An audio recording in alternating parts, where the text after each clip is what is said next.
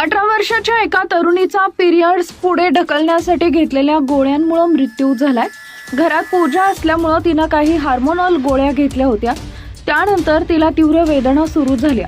या घटनेबद्दल वॅस्क्युलर surgeon doctor Vivekananda यांनी त्यांच्या रिबूटिंग द ब्रेन या पॉडकास्टमध्ये सांगितलं।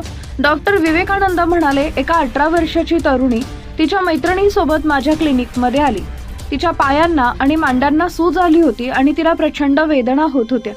मी तिला याबाबत विचारल्यावर तिने सांगितलं की घरात पूजा असल्यामुळे तिने पिरियड्स थांबवण्यासाठी काही हार्मोनल गोळ्या घेतल्या होत्या। स्कॅन केल्यानंतर आम्हाला आढळलं की तिला डीप व्हेन थ्रोम्बोसिस झाला होता आणि तिच्या नाभीजवळ गाठ तयार झाली होती। त्यांनी पुढे सांगितले की त्यांनी तरुणीच्या वडिलांना फोन करून तातडीने रुग्णालयात दाखल करण्याचा सल्ला दिला, परंतु तिच्या वडिलांनी नकार दिला आणि दुसऱ्या दिवशी आणण्याचं आश्वासन दिलं। मात्र मध्यरात्री 2 वाजता त्यांना फोन आला की तिला तातडीच्या वॉर्डमध्ये दाखल करण्यात आलं आहे, कारण तिला श्वास घेता येत नव्हता। पण तोपर्यंत खूप उशीर झाला होता आणि तिचा मृत्यू झाला होता।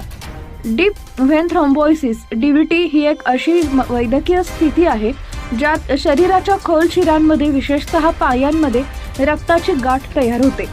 डॉक्टरांच्या सल्ल्याशिवाय कोणताही हार्मोनल औषध घेऊ नये, कारण याचे गंभीर परिणाम होऊ शकतात। दरम्यान पुढील अपडेटसाठी AM मराठी न्यूजला जरूर सबस्क्राईब करा।